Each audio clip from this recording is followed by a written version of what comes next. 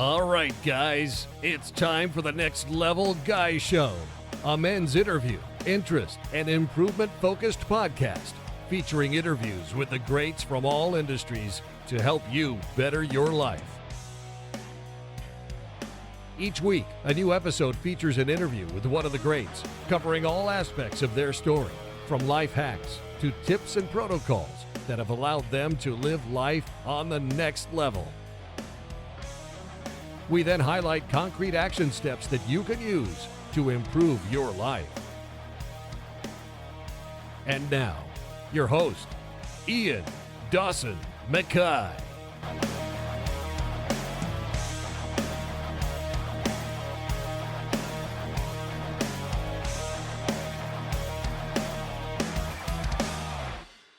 Today's guest is Jay Morton.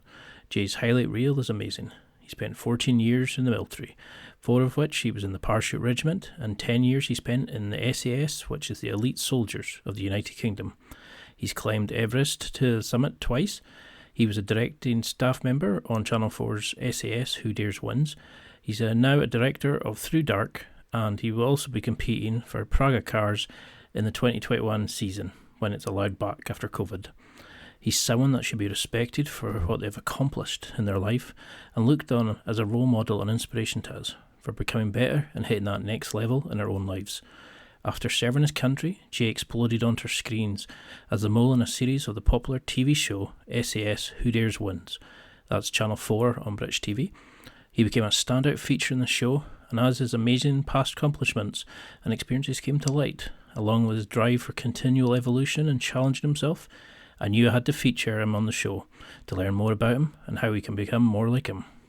And in this interview, we discuss his story, his time in the SAS, his experiences of military life, the need to challenge yourself, his TV career, the creation of ThruDark, how to overcome fear, and how to use special forces, philosophies and training protocols to better your own performance. And now, let's get to the interview. Thank you so much for coming on. It's really difficult to describe who you are because you've done some amazing accomplishments in your life. You've conquered Everest, you've been in the special forces, you're wanting to travel, like major endurance challenges, etc. But for those who maybe don't recognize the name, could you give a little background about who you are and why you're so well known at the moment? Yes, so my name is Jay Morton, and I guess I'm probably most known for being on the Channel 4 show SAS Who Dares Wins, on the most recent one, as the mole, and then coming out as the DS halfway through the series, and then on the celebrity series. But I guess if you don't know me, I'm ex-Special Forces, so I spent 14 years in the SAS. Sorry, 10 years in the SAS. And before that, I was in the Parachute Regiment, where I spent 5 years. And that kind of takes me back to my early days before the army. So that's kind of my life in a nutshell, really. So if we can go right back to when you were a bit younger, what did you originally want to be? Were you always sort of predestined for the military, do you think? Or, did you want to be something else when you were initially at school? Because I remember you saying in another interview, you didn't really enjoy the academic world and you didn't like the idea of an office job. You loved being outside. So what would you have been if you hadn't gone into the military? I always wanted to be a fireman, weirdly. I think it's because we had a family friend that was a fireman. He was our scout leader, and he was always into the outdoors, and he's quite a masculine type. And I guess, I don't know, but, I must have looked up to him in some sort of way. So I always wanted to be a fireman when I was younger. And then, I guess kind of school for me, even now, I don't enjoy being indoors for long periods of time. I struggle to sit still or be in office spaces. I've always got energy from being outside, and I'm very active, so I like to be moving all the time and have projects going on multiple projects going on at one time, whether it's, building a sauna in my garage to, cold dip plunges in the back garden, to work projects, to a very, very active person who has to get hands-on and meet people to kind of engage with people. Like school like that whole school system for me never really never really did it for me. And I kind of it's only now, weirdly, now you're a bit older, can you retrospectively look back at it and go, yeah, that's why I didn't do well at school. As in, it's not an excuse, but I look at how I am now, and that kind of doesn't relate very well to being in a school environment, if that makes sense. Yeah, I mean, I think if we were all the same, life would be very boring, and I think a lot of us are not academic or well suited to sitting down at that age and sort of learning, and we don't always take it in mentally. You know what I mean? It's like we kind of have to mature to a certain point to really kind of learn our own way of understanding and developing our own skill set. And I'm definitely the same kind of person. I much prefer being outside, and I grew up on a farm with sheep and all that kind of stuff, and I became soft when I started working in an office. But what was your inspiration for the joining the military? Was that to kind of keep challenging yourself, that action to, you know, was there a reason for it, or did you just find that was at the time that was something that held the most attraction for you? Yeah, I'd say like it's a few things that attracted me to joining the military. At the time, I played rugby, and I didn't really have what you would class as a good job. I didn't enjoy it. It didn't motivate me. I was working in a Windows factory, um, and yeah, I had a friend that I went to school with that joined Three Para, which is where I ended up going.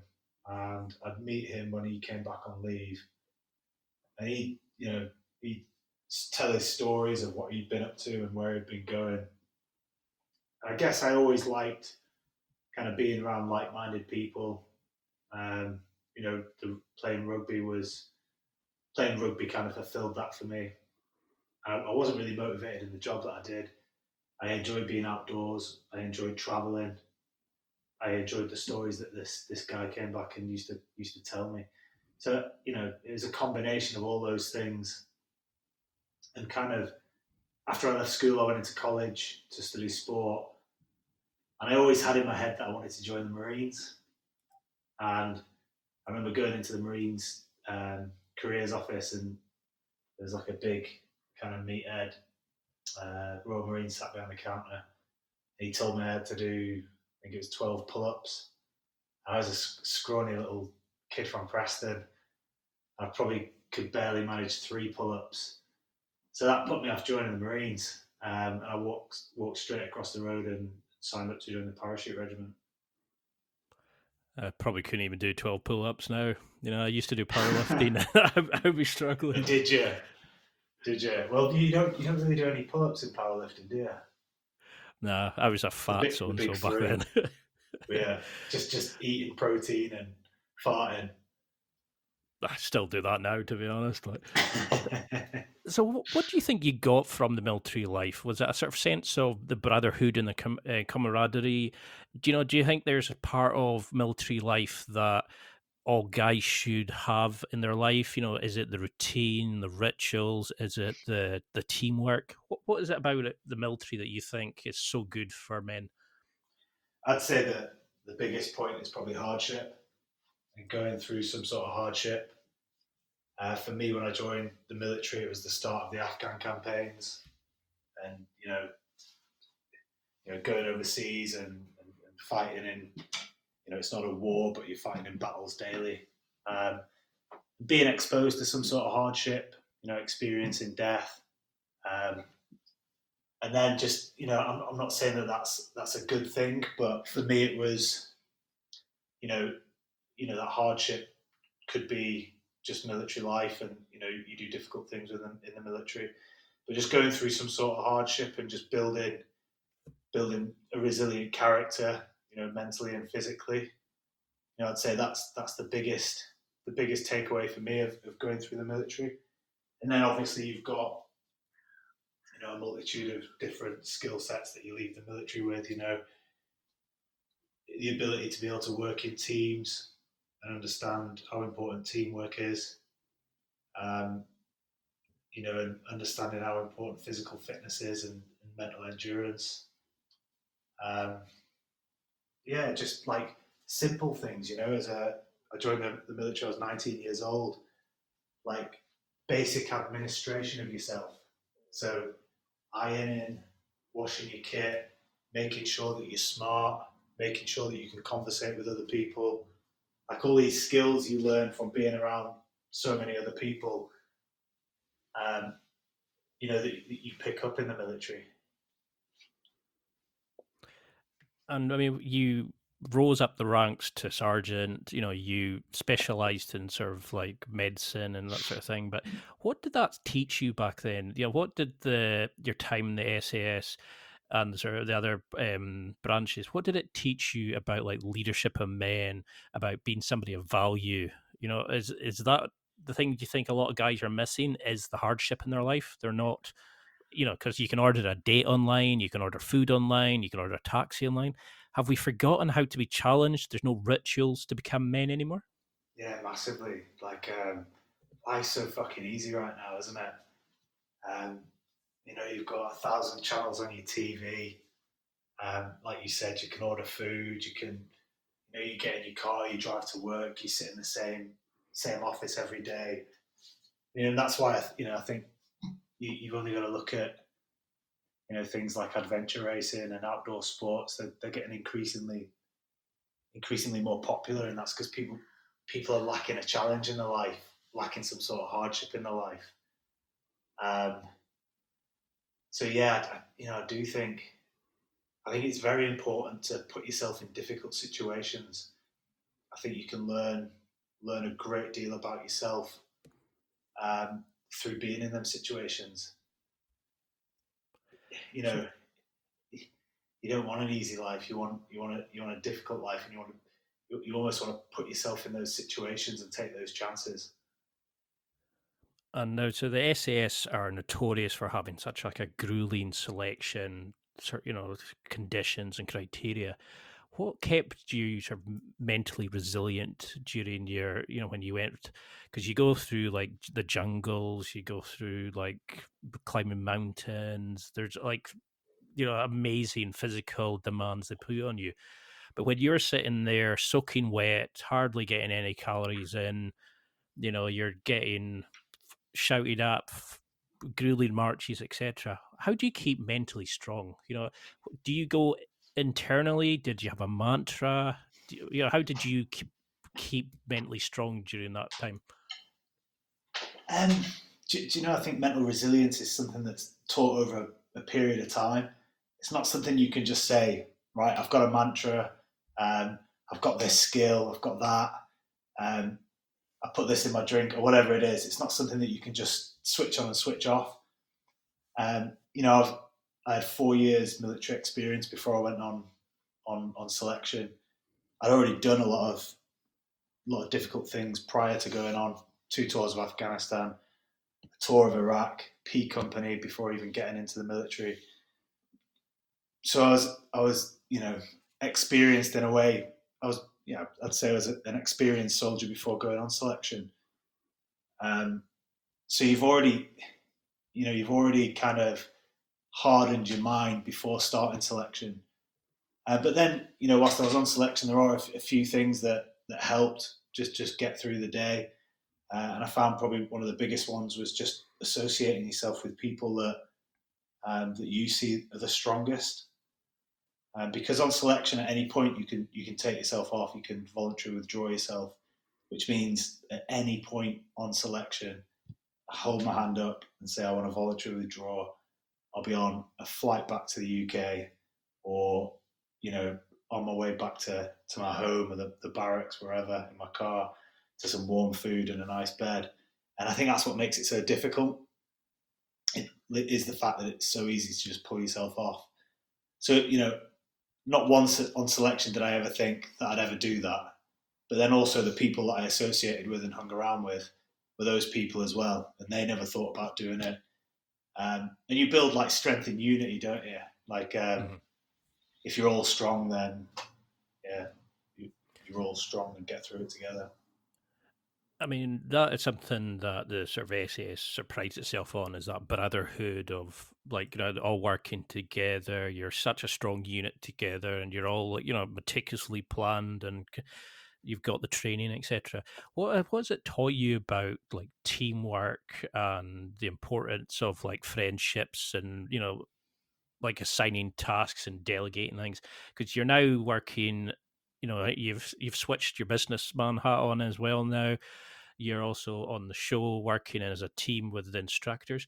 What has this kind of taught you about leadership and like leading from examples and also like delegation and that sort of thing? Yeah, like the military is the best example of leadership, because we do it in the most dangerous situations. Um, yeah, and I've personally witnessed good and bad leadership, and you can learn a lot from that bad leadership. I always feel like I learned more from seeing bad leadership than I did the good leadership. Um, but yeah, for me, I'll start on like bad leadership that I've been exposed to and lessons that I've learned from that. That not understanding your guys, not seeing, almost forgetting that you've come through. You've been, as a leader, you've been where the guys that you're leading have been. If that makes sense, and kind of understanding that. Mm-hmm. Not expecting them to do something that you wouldn't do yourself, sort of thing, or being able Yeah, to sort of. yeah. I just think some of the best leaders can they can relate to so many different peer groups almost.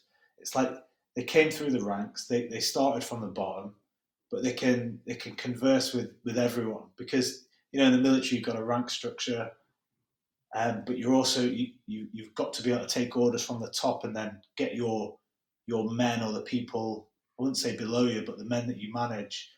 You've then got to be able to get them to carry out the orders, whatever they are. Um, so yeah, I'd just say like good leaders are just they're able to be able to pitch themselves at every level, and receive the orders from high and being able to delegate them down to the lower ranks with ease. And it all comes down to communication skills and I've seen people work their way through the rank and then unable to kind of communicate with the people that they're leading. And essentially, it comes down to trust. Like if you don't trust who's in charge of you, especially in something as harsh as a firefight or battle, that's where it's all going to break down. You've been in situations where bullets are flying. Normally people would avoid the. It's the stuff that like the typical layman sees it on a film. You go into some of the dangerous locations, rescue people, do all these kind of missions. How have you learned to overcome fear during this point? Because most people would shit themselves going into some of the stuff that you guys go into. But how did you learn to deal with that kind of panic, worry? 'Cause I take it fear's always there, but how do you not let it overpower you in that kind of situation? Yeah, again, it goes down to that kind of experience, um, and yeah, fear is always there, but I guess it's that's your job, and you want to be experienced in your job, and it comes down to repetition. Like the more you can train, the more proficient you are at your job, the more confidence you have going into somewhere. Um, and plus, it's like when we go out and do these operations in Afghanistan, we're constantly going out. We're out most nights, um, and you just get used to it. If I'm honest, it's experience over a long period of time that just you just you still feel the fear, but you're just more focused on what's going on, what your job is, who's around you, how you can assist the team and how the team can assist you, um, and just focus on the task and the mission. Um, yeah, and so it's difficult to say. It's like you become used to it. You become akin to what's going on, and just just do your best. I suppose it's similar to sort of like, learning a skill. It's when you break it down, it's fine, when you drill in certain parts of it, but until you're actually, say, like rolling in jiu-jitsu rather than just drilling a movement, you're only learning or getting the experience of it and how it would actually affect you and feeling the stress and the anxiety. I mean, I know it's not nine on that kind of level, but it's like you're saying, is the level of training you would get, you kind of learn to adapt, and your body, you get used to the stress that you put on yourselves and the fear, and it almost becomes like part of your story that you can tell yourself. So how do you go about training in that sense? How do you make sure it's as authentic and as helpful? What would, I know there's no really a typical day in the SAS, but what kind of training would you do? Is it like body weight stuff? Because I mean, you go into jungles and that sort of thing. How do you keep your training and keep your strength up and fitness and cardio and all that during these kind of, like training situations and stuff like that when you're not on a mission? Yeah, sure. Training's a massive aspect of being in the SAS. You generally train for 95% of it, and then 5% of it is the actual crunch moment where the rounds are flying. Going back to what you were saying about jiu-jitsu, it's very similar. It's if you were to fight a black belt and you're a white belt, that black belt would definitely beat you as a white belt. But as you progress and you become more experienced, you then have a chance of beating that black belt. And it's very similar in a firefight. It's very similar going back to that fear model. It's the more you drill room combat, the more you drill attacks, the more proficient you become at it, the more confident you get with it. And especially when you go out to theatre, the more operations you go on, the more confidence you get with your team. The more you understand it all, the more chance you've got of being successful in that mission. But going back to your question about the training, training's from when I joined the SAS, training's massively evolved over that 10-year period. And when I joined the SAS, it was more about just bag of chips at the weekend kind of thing, pint of Guinness. Sounds good. Yeah, yeah. But no, they're very, very. They look into the research on exactly what a soldier needs, a special forces soldier needs to perform, and we predominantly cover long distances, carrying heavy kit, and then we need to be able to perform at the end of that. So whether it's smash a door down with a method of entry tool, kick a door down with our feet, and then go into a room not being out of breath. So all our training is evolved around being able to do that. So for us, it was a lot of lifting, but also a lot of high intensity stuff, a lot of sprints on assault bikes, on treadmills, but then also covering some long distance stuff as well, just to get just to get used to that kind of long distance stuff. And I guess now it's like, I've always trained, I've always had a passion for training, and I pride myself on my body being able to do anything I ask it to. And I want to carry it for me, but it's all about longevity now. And I want to be one of those people that's, 85 years old and still cracking marathons and deadlifting 100 kg. And I think if you think that in your mind, like that's half the battle. I sometimes see, now I'm 36 years old, I sometimes see these like 40-year-old people saying, I can't do what you do because I'm 40 years old. And it's like, your brain's already given up, so your body will follow. So yeah, for me now, it's all about, what's the next adventure and how can I better my body for that. So yeah, at the minute, I've got an endurance event coming up, so I'm doing a lot of long distance endurance kind of training. But yeah, training's a massive aspect in my life. So how do you keep that kind of mentally strong as well? Is it just using what you've done in your training and other missions and successful sort of surgeries, etc., where you use them as sort of mental reference points because you've done it before, so you can utilize what to expect, and you've sort of researched and intel that you've got to that point, what to expect, that the parameters, your set instructions so well. that when you're asked to jump out of a helicopter or dive into a freezing lake or whatever it is, you expect it. It's nothing unusual. Yeah, like exposure. Yeah, the more exposure you have to things, whether it's exposure to cold or lack of sleep. Um, Same with fitness. Whether the more you've been exposed to long distance events or carrying kit over a long period of time, you strengthen your mind, like your mental fitness. And you also know your body can do it. And whereas if you've never done anything like that before, if you've never carried weight for 20 to 30 miles over the hills, and then you all of a sudden do it, it's a lot more difficult. Yeah, I guess it's for me. Yeah, it's just exposure to to lifting and exposure to fitness. So, what do like the military and the SAS teach you then about when the shit hits the fan? Because I'm assuming that you may be given a mission brief and you go in and you anticipate X, Y, Z, but parameters of a mission may change. Like if something happens, a helicopter doesn't work, or whatever it is.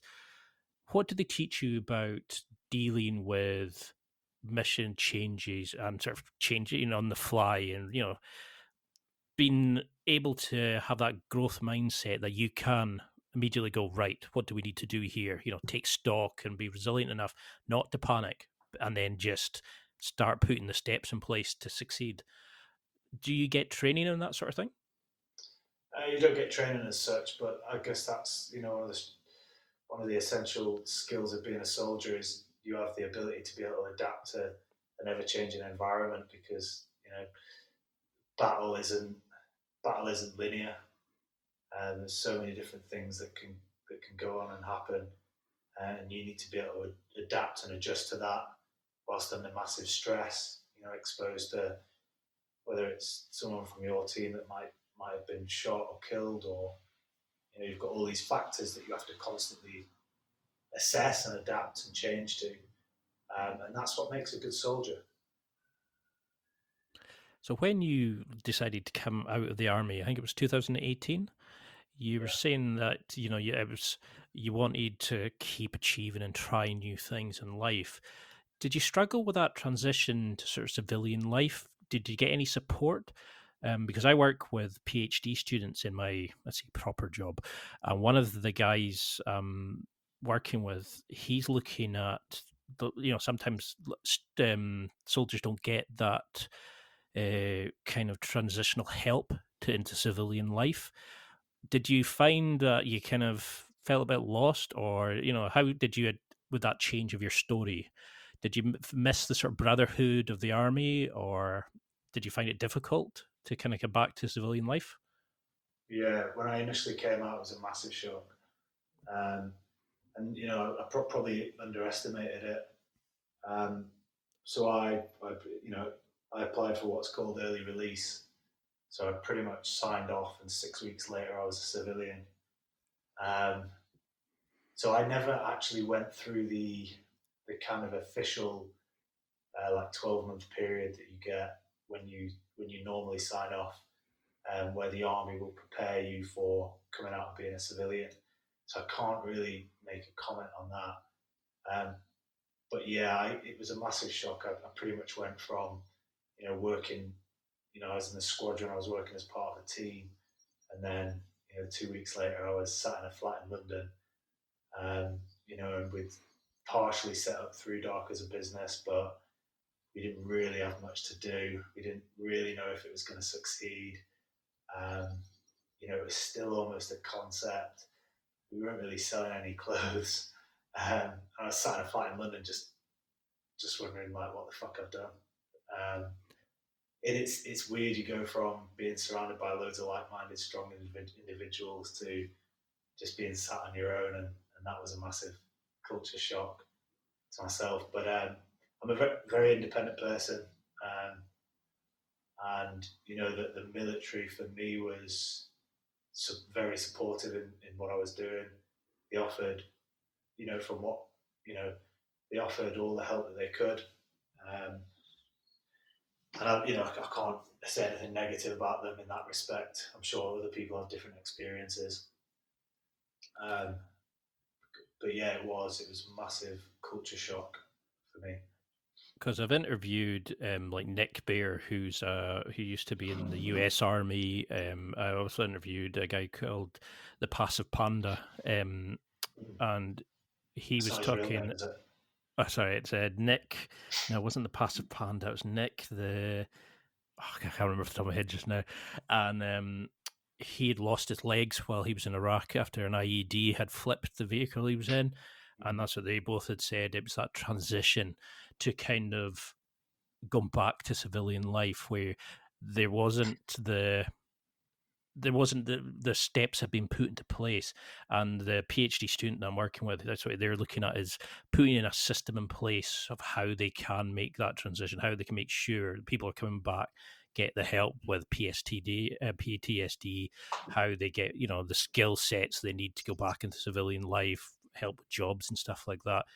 I mean, did you find that you struggled with that, losing that anxiety of, losing the challenge of going into dangerous situations, jumping out helicopters? Did life become a bit boring? Because you've said that you always like to challenge yourself and keep pushing yourself. Do you think that's why then you decided to go and climb Everest for a second time? You need something to push yourself? Yeah, I think, going back to what you were just saying about, the guy who came back after he lost his legs, I always think of that. That's a different scenario to what I was in, because that, the lad, he didn't have a choice to leave the army. Whereas for me, it was, I'd wanted to leave the army. It was my choice to come out. Like, I'm responsible for it. It's my life. If I come out and fuck it up, then it's my fault. Whereas, the other lad, they don't get that choice when they lose the legs and get discharged. What was the original question? Sorry. Oh, it was just a kind of like how have you dealt with that kind of change of story to now becoming the celebrity of, like Who Dares Wins? How's it changed for you to now go back into the military, but going from a secretive organization to a Channel 4 series, a hit TV series, which you're a big part of? How have you found that? Yeah, like there's massive aspects of being in the special forces that I miss. I do miss all that, the adrenaline side of it, which is, why I guess I could never have come out and just settled for, a 9-to-5 job or whatever it is. And I had to challenge myself in different ways, and that was with ThruDark, the business. That gives me a challenge in a different, completely different aspect to the adrenaline. And completely, I was never going to leave the military and just settle down and do nothing. And leaving the military has given me a lot more time on my hands to be able to go off and do more expeditions, like Everest for the second time, and I climbed Manaslu the year before. Did some other expeditions and focused more on my surfing, and and then that kind of led into the TV stuff. So look, I've not even been out 2 years yet, and I feel like I've done quite a lot, and it's kept that thirst for challenge and adventure. It's kept that going. It's time for a quick break. There are millions of potential products to buy, so how do you know which ones are worth your hard-earned money? Simple. You go to nextlevelguy.com/affiliates and explore those that will transform and improve your life. You'll find deals, listener exclusives, and special offers with some great companies. Recommendations are 100% honest and only on items Ian has tried or believes in. The companies showcased will make you a better man in all areas of your life. Simply go to nextlevelguy.com/affiliates and level up. So how authentic do you think the sort of challenges and the lifestyle that they portray on the show? How realistic is it? I know you can't discuss it with the Secrets Act and stuff like that, but how close is it, do you think? Like, has a film or a TV show ever come close to that kind of SAS lifestyle? No. Do you know what? Like, the American SEALs have made quite a few movies, like Captain Phillips, Lone Survivor, and what's the Osama bin Laden one?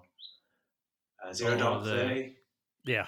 Like Zero Dark 30 was, that's more like it. That's more like real life overseas on operations and training and stuff like that. They've made those films like really, really realistic. Like the SAS show on Channel 4. That's completely different. It's the instructors are all special forces, and you can only work with what you can work with, can't you? And we have these recruits for 2 weeks, and we've got to put them under similar kind of stresses to what you would experience in some sort of special forces selection. It's completely different to what normal special forces selection is like. But yeah, I think it's more a TV show to put these civilians under stress and sleep deprivation and all these kind of things that you go through on selection, and it makes for good TV. I mean, that's the thing nowadays is with the introduction of Call of Duty, the video game, with these kind of shows, we get everybody now who thinks they could be a special forces soldier, that they have the grit and all this kind of stuff. Has there been anybody that you've worked with on the show that's really surprised you? That when you've met them, you thought, "No, fuck," but then they've kind of blown you away with their mental resilience or their ability to dig down and become and really keep pushing themselves and done more than you thought they could do? Yeah, the guys that get there to the end on the civilian, and I'd say the 2 lads that got to the end on the civilian one, that strong lads, they pushed themselves to the absolute limits, and given a different career choice, they could potentially find themselves in the special forces. It obviously takes a lot more to get into the special forces than just grit, determination, physical fitness. You need a high aspect of training, being a soldier, and operational experience, and all that other stuff that goes into it, other than just being able to jump off stuff into water backwards and whatnot. But they show the same traits as what a special forces soldier would, which is why they got there to the end. And that's something I'm very interested in, is that level of top performers, because the SAS guys do amazing things, and I've spoken to Rusty Furman and a few others who've been in the military, and they've all said, we're just normal guys, but we just do the stuff that a lot of other people don't, so other people don't need to do it. What have you noticed about the guys you've worked with, working with the guys in the show, working in the SAS? Have you noticed similarities in the type of people, the way their attitudes to rituals and procedures, or do you think they're kind of, it's nature or nurture? Are people like that born, do you think, or can these skills be taught and then transferred into other jobs and life? Yeah, I'd say there's not one set mold. I'd say everyone's a little bit different. Some of it's nature, nurture, some of it's experiences through life. I'd agree with what the other guys said. We're very, very normal. Well, say very normal people, some of us aren't, but you know what I mean, in the most positive of ways. We are just very normal people. We just chose a different career path. One thing I would say about special forces guys is very, very driven, whether they appear to be on the outside or not. Very competitive. Very alpha dominant kind of characters. They obviously have to be for the to put yourself through special forces selection. You have to be that way out. But yeah, you just get a diverse range of people within the special forces, which is why it makes it such a formidable fighting force, is that diversity. And do you see the sort of similarities in the guys there? Are they similar to you in the sense of they need to keep challenging themselves? Like, do you think that's possibly what draws a lot of them to these kind of special forces units? Is that it is into extreme circumstances that not a lot of people would get the chance to go into? Is it that they all want to keep, like, they need the adrenaline, they need the alpha-ness of it? Or is it that, like, some of them, the guys I've spoken to have said they needed this kind of a structure in their life? Did you find there was a sort of similarities in any ways with the guys? Um, it's hard to say because like not one person's the same, Mhm. and everyone's got their own different reason for being there. Um, everyone's got their own different story. You know, some people are 100% like alpha male, want to be team leader, want to be the best person in that troop, want to go on and be sergeant major and all that kind of stuff. Some people enjoy the adrenaline aspect of it, and jumping out of planes, helicopters. Some people just love being soldiers. Some people go because it's a better life and more money. Um, you have a lot of reasons there. It's hard to just pinpoint one, if that you know. Yeah, I mean that's why I always find a kind of a difficult question to ask is that I've spoken to a lot of people who have said about like not having a father figure in their life, and then you speak to somebody else who does the similar kind of stuff, and it's like they've had a father that like present in their life the whole time, and I get annoyed when I hear people kind of saying like, oh, it's only broken people do this, or Mm. go on big wave surf and all this kind of stuff, because it's everybody's got the uniqueness, but it's what we seek in life. It's not really your starting point; it's where you end up or the journey that you go on to get there.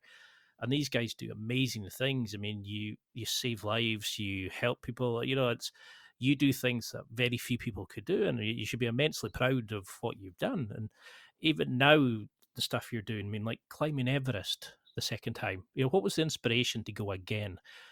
And how have you found that kind of thing?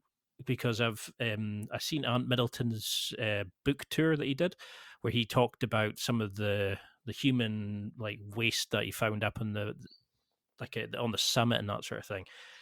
Mm. Is it getting to that point that it's becoming commercialized?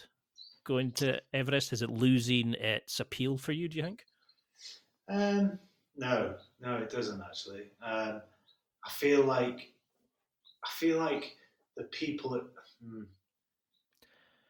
I feel like that a lot of people talk about it being commercialized. Commercialized, they've never stepped foot on the mountain. Hmm. Um, and I enjoyed both experiences of being on Everest, and I'd do it again in a heartbeat.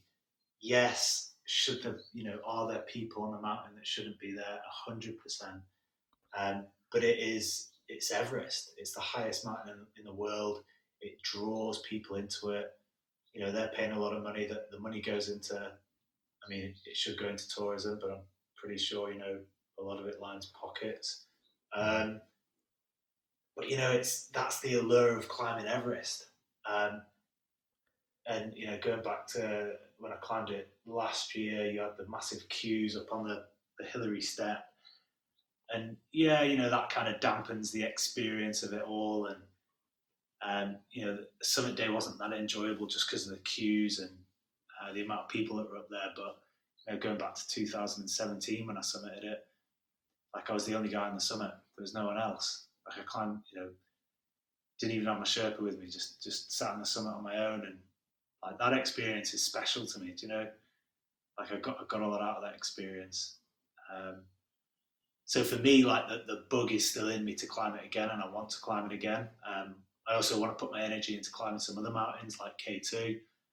Um, but yeah, it's. I always find a lot of people that call Everest commercial have never climbed it. Yeah, because like that's something, because coming from the Highlands, I've done a lot of hill walking and I've done Monroes and stuff like that, but I've not been able to have the go and do something like that yet. And I mean, I've done a skydive for the Marie Curie Cancer Charity and stuff like that, but I always find that when people say that, it's like, oh no, it's easy, everybody's doing it now, and you're like, well, Yeah, why haven't you it's done it not. then? It's that Yeah, it's attitude, people. It's more, it's always people's negative attitudes towards things of, rather than going, oh, fucking hell, you did that, well done. People would rather just go, oh, you do, everybody's doing that now, because it means they don't then have to think or like be motivated to go do themselves or do it. I mean, do you find that's when you feel most alive? Is that you're being challenged? Is it that you're needing to just keep pushing and pushing and pushing yourself and finding out what you're truly capable in life? yeah, for sure. And it's it's I always like to have something that's coming up or something that I'm working to. Um, and I think when I went on Everest the second time, and I was cursing myself for going on, because there's a lot of waiting around on these big mountains. It's the expedition's 6 weeks, and the food's not that great, and the accommodation's not that great. Which is, I'm not knocking the accommodation. The accommodation was great, but you're eating the same thing every day, and the altitude's a stinker. You don't sleep very well and all that kind of stuff. And halfway through, I'm just like, Jay, what are you doing back on the mountain? Um, but yeah, I don't know. As a person, I just need things to do that are difficult. I think it's because I've always had a positive feedback loop from doing difficult things. And I understand that I just get a lot from it. I get a lot of like mental strength and uh, a lot of positive feedback from doing these difficult things. Because it was kind of the reason I started the podcast was I needed an outlet to challenge myself and speak to other people and learn how to do these things. Because I thought even if it was just myself, like listen to it, at least I could learn how I could be like these guys, like yourself, who have done these amazing things. When I seen Ant talk about it, I thought the first thing that went through my mind was, how can I do it? Could I do it for a charity? Mm. Could I take some time off my work? And there's people sitting there going, oh, yeah, so and so's done it. I was like, so what? That should be Yeah. motivation for you to go and do it. And, like when I did the skydive, I was like, right, what's next? What can I do now? And I think that's something a lot of us don't have in life, is that kind of challenge anymore. What kind of planning goes into it? Because you're definitely somebody, I think, that who pushes past average and goes and chases greatness. So this endurance challenge, for example, that you're setting yourself up for, how do you sort of plan for these trips? How much goes into it? How much of it is kind of like, how do you sort out the food and the resources you're going to need? Like, how do you plan to climb Everest and stuff like that? What kind of goes into that for you? Like, how much time do you do before it? Who do you do it with? That sort of thing. Yeah, I had to say for the Everest expeditions and for all my expeditions, I've been pretty lucky that someone else has picked up the bill for it. Um, so whether that was the army or clients that picked up the bill for it, so I can completely understand. The majority of people, even myself, I couldn't afford to go and pay $50,000 to go and climb Everest now. I just couldn't, and I wouldn't. It's a lot of money, and it's stupid to spend it on something like that.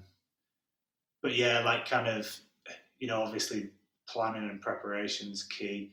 Like the first Everest expedition we did it with an ex-injured veteran called John, um, and he didn't have that much climbing experience. So the whole point was to get him through some sort of training package, so that he'd be proficient in climbing when we got to Everest and be able to use all the kit and equipment as well. So we went out to Chamonix for a couple of weeks, did some time in Scotland in the Lake District, um, and then we went and climbed another 8,000 meter mountain, which is called Manaslu, which I believe is the eighth highest, which we failed on. But it was important for us to get up to as high as we could, which was about 7,500 feet, 7,500 meters, just to actually feel like what it was like at that altitude, so that because the expensive one is Everest. Manaslu isn't as expensive, so if we'd have got up to like 7,000 meters on Manaslu and we couldn't hack it, then we knew not to spend the extra money on Everest, if that makes sense. But yeah, like kind of now going into expeditions, Like I was due to climb K2 this year, which is a big tick list for me. It's a lot more dangerous due to it being a lot steeper. So I guess mentally preparing myself is one thing. Being in the best possible mindset to go and tackle that, and that's a kind of a bit of an internal battle for me, and just making sure that it's something that I want to do and I'm 100% committed to it. So there's not an ounce of me inside that says, I'm not doing this, or why am I doing this? I need to understand that I'm in it, and I'm in it for 100% because I want to do it. The physical aspect of it, I'm always kind of not peak fitness, but I'm always 80% there or thereabouts. I like to push myself a lot in physical fitness. So I'd adjust that to maybe a bit more longer distance stuff. Try and shed a bit of muscle on my upper body because that eats into the oxygen whilst you're up high. And then if you wanted to do this kind of expedition, then obviously you're gonna have to get some financial backing or savings because it's not cheap. Especially if you want to do Everest, there's a lot of pre-training that goes into it. If you've never climbed before.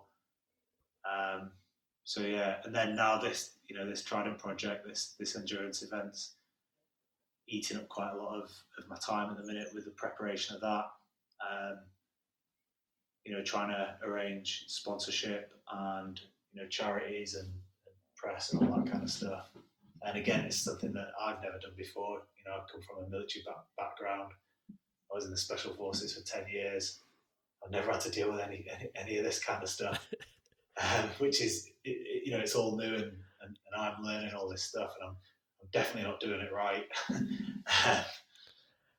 But no, it's just, I enjoy having conversations with people that are more knowledgeable than me, probably similar to yourself, but, with the podcast, having these conversations with people that are just really good at what they do or have more experience in things that I don't have experience in. I mean, do you think that's part of the reason that you went into sort of ThruDark, that it was the kind of unknown and you were having to learn new things and it was to keep challenging yourself? Or was it that you've said about in another interview about, you kind of get used to judging equipment that you're provided and you wanted to create the best equipment possible for people who are doing this sort of stuff? Did you find there was that adrenaline and that fear that kind of enticed you into going into business with your two mates to start ThruDark? Yeah, like the business answer is we want to make the best outdoor clothing equipment. The best outdoor clothing and equipment like in the world. That's the business answer. I guess for me, it was that I enjoy that unknown. That stepping into the unknown and not knowing what's going on, and the challenge of learning something new. And all three of us, when we left the military, ThruDark really wasn't a thing, and we took a massive pay cut. Like I was eating into my savings at a rapid rate. We're all kind of just holding on to it, just hoping that the concept to be proved at some point. But it was an adventure, and that's probably the personal reason for going in there. Because that's something, I mean, a big part of me was when I was younger was I was getting fed up of not living life. I was going to the pub and that. I wasn't really enjoying it. And I didn't want to have regrets. And I was getting to the point where I was thinking, no, I need to start going out and living life and doing what I wanted. So I started pushing myself and going out and doing it and stuff. But what would you say to, do you think everybody should have their own kind of Everest expedition, so to speak, that we should all have some sort of challenge that we work towards? Do you think it's a shame that people do go to their deathbeds with regrets like that? Do you think every man should have a big challenge in their life at some point? Yeah, gold standard, yes. But I know it's very difficult for everyone to just go out and just say, right, I'm going to work towards some sort of Everest. I think people could just, if we just got outside a little bit more and just got outside of our houses and, whether it's go for a run or just go for a walk, or go and stand in the rain or something like that. Just get outside more. And I think everyone should have some sort of hobby or interest or sport, whatever it is that's active. Whether it's with teams or on your own, I think you can just learn a lot from that. And then, for me personally, having something in my sights that's external to work or relationships, that's personal to me, I get a lot from that. And I think, I definitely think other people could too. I just know the steps to get in there are difficult. But yeah, I think if everyone just got outside a little bit more and just found interests that meant that they got outside more, then there'd be a lot more happier people in the world. And I mean, you do some amazing things. You climbed. You're a soldier. You're now doing the business. Your adverts for the ThruDark brand is amazing. Like I subscribed as soon as I saw them. You just seem to be going from strength to strength. You're now on the TV show, and everything you seem to go on, you just seem to smash. You do it so well. But have you learned training hacks? Like, is there a way of like developing your skill set that you've found that works for you? Is it just getting the reference point and throwing yourself into things? How do you make sure that you don't stagnate and you keep your skills fresh, and you just keep finding challenges in your life, do you think? Yeah, a little bit. I have a general idea in my head of almost the person that I want to be in 5-10 years, and like where I want to be and what I want to have achieved in that time. Like I've got that. Like I'm not a person who writes stuff down. I've tried, but I just lose the pieces of paper. Um, so I have a general idea of where the person that I want to be in 5 to 10 years, and I'm constantly working towards that. But then, yeah, in terms of like hacks that I found useful, I've got a big relationship with physical fitness and pushing myself. And I get pushing myself and making myself mentally resilient and mentally strong. Like that for me has been paramount. Education. Um, I'm not somebody who sits and watches the media or TV. I struggle to sit down and watch TV, to be honest. I like podcasts. I listen to books. We all get this choice to. We all get a choice to absorb information, don't we? And we all get a choice of what information we absorb. And if we're sat in front of the TV watching EastEnders or Coronation Street, then that's the kind of person that you're going to aspire to be. And if you sat listening to inspiring people on podcasts or things that you're interested in, then you're going to educate yourself in them areas. So I've always been. Go on. Oh, sorry, that's what I was going to say. That's why I love speaking to people like you. Is that you say things like that? That I love that kind of answer where there is far more to life than sitting watching TV. And you're a prime example of somebody who takes life by the horns and actually just goes and does what. Just looking at your bio, for example, blows me away. And that's why I love the idea of speaking to somebody like you, and why you should be the kind of celebrities we have rather than these idiots like the Kardashians and these sort of people. Because we all have the same 24 hours in our life. And people go, oh, no, I couldn't do that. And you're like, well, why not? Have you tried it? Yeah. No. People immediately assume that they can't be that kind of person. And then when you do the sort of future setting, they're looking at who you want to be. What kind of things did you consider? Is it like relationships, your business, or was it just the kind of person that you were going to be, or what you would hold? Like what would you want from life? How did you go about that kind of exercise? Do you know what? I just like to progress in everything that I do, and I enjoy progressing. So, like the vision of me in 5-10 years is like a progressed version of myself now. I don't have like I said, I don't write stuff down. I don't have like an image in my head. I just know that it's a progressed version of what I am now. And that image is quite personal to that. That vision's quite personal to me. But I don't know. Going back to to what you were saying, there's definitely 100% nothing special about me. Like, I'm just a normal person, but I guess you just get exposed to different things as you go through life, and yeah, I'm just very much of the mind of, we do all get that same 24 hours in a day. We do get the same, we do get the same time in our, in the day, and life's short, and it's cliche, but like, I want to have, I want to die on my deathbed of being able to have said that I've done everything that I ever had the opportunity to do, or I've pushed myself to be able to experience things that I want to experience, and seen parts of the world, and push myself mentally and push myself physically, and just got the most out of life. And see, for example, the next thing you're doing is the endurance challenge. How to give a flavour to people. I mean, just some of hearing the training you're doing is mind blowing. But how, if you had to sum it up to people, just to give them a flavour, what would you say it is? Because it's like a triathlon of mountains, perhaps. It's just kind of wow when you just hear it. Never mind see the training you're doing. But could you go into a little bit about the challenge, about what you can give us at the moment? Yeah, sure. Yeah, for me, I guess it's just just to see what the hell I can do.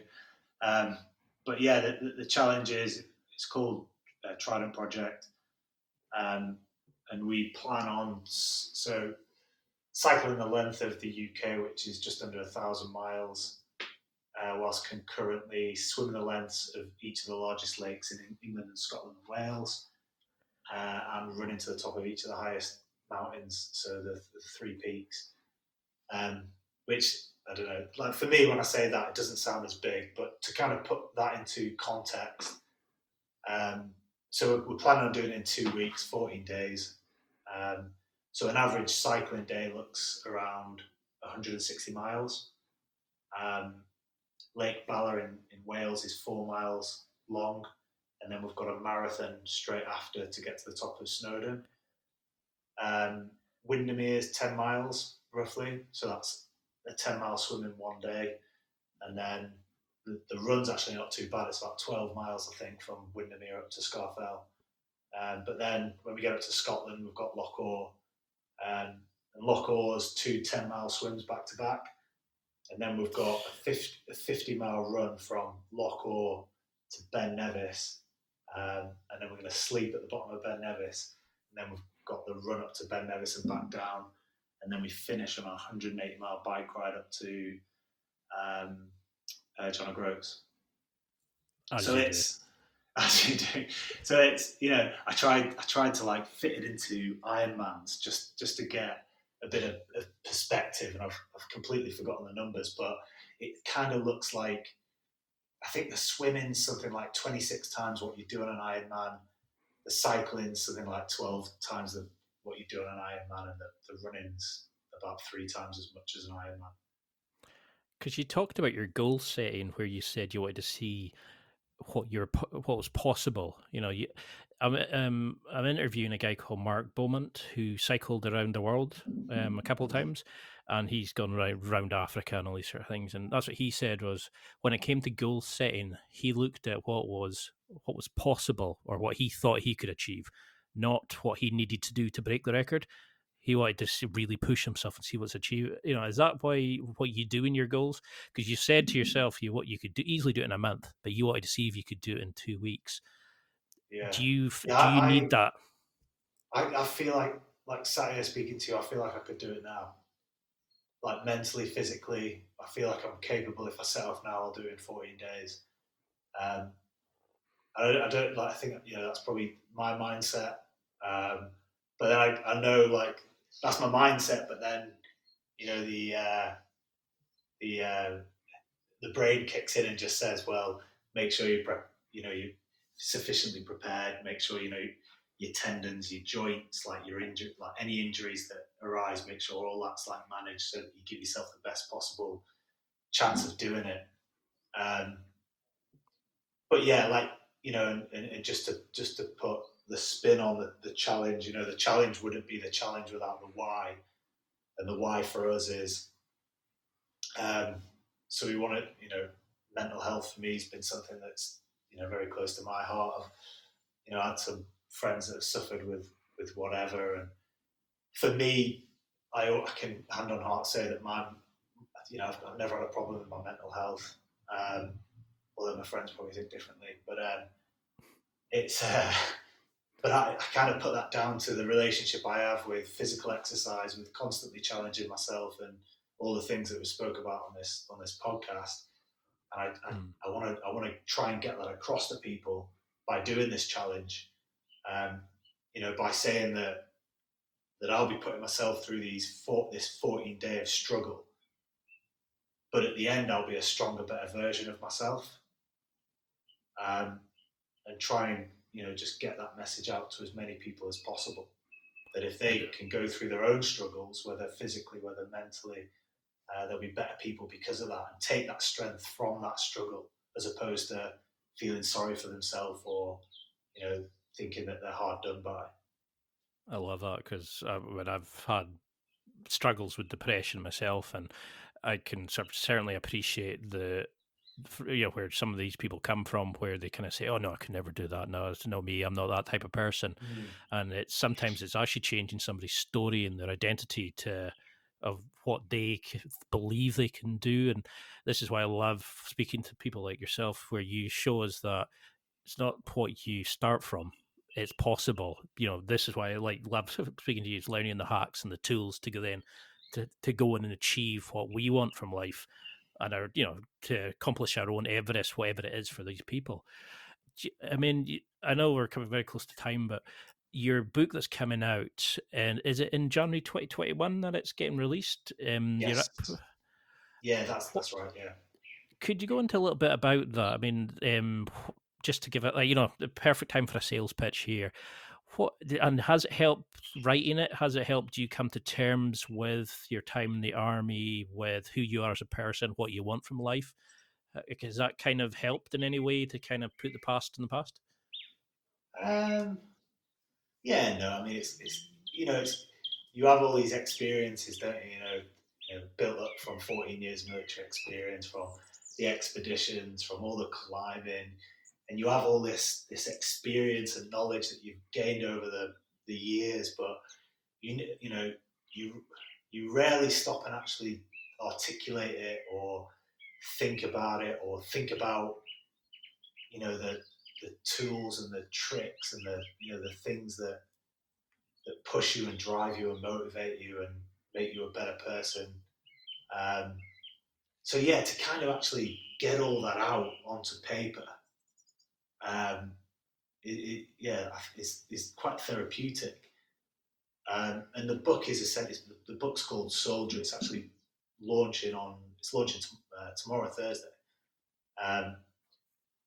But yeah, I didn't want to do an autobiography, and I'm 36 years old. I think I'm probably still too young, and I've got way too much adventure and experiences ahead of me to sit down and go, right, that's my life. Here's the autobiography. So I wanted to kind of do, I call it like a handbook or a tool book, but it's almost half autobiography, half here's the tools and tricks that I learned over my time in the Special Forces on expeditions, and combine the two into a kind of handbook for people to read and get a bit of insight into my life, but also understand what motivates me, and how they can how that can help them motivate themselves, and how they can learn to push themselves. And I'm really looking forward to reading it, because when I heard it was coming, I was like, brilliant. This is just what I need, and I think a lot of other men do in their life. I mean, I'd love the opportunity to sort of view it and then have you back on and do a round 2 and really go into the book. And sure. I think you'll be a superstar by that point. Even bigger than you are now. I know we're well over time. Sorry for taking up so much of your time, but for those listening, what do you want them to take from this interview? If you had them as a sort of go home message for them, what would you want them to remember most from this? My biggest thing, I think, is going back to that hardship and just, especially with this challenge coming up, is just understand, going through struggle and going through hardships, a good thing for you. And, just understand that going through difficult times will make you a stronger, better person, regardless of what those difficult times are.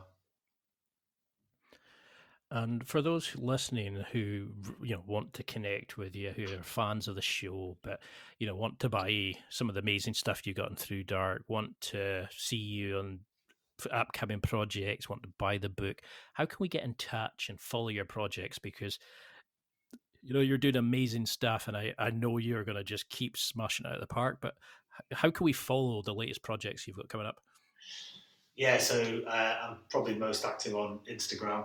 And it's just Jay Morton, Morton. And then I'm on Twitter and Facebook as well, same handle. And then for this Trident project, we've got a separate Instagram account, which is basically Trident_project. And that'll be everything to do with the project, all the kind of up and coming content for that. And then if you want to check out the clothing brand, ThruDark is just ThruDark, mainly on Instagram, but Facebook and Twitter too.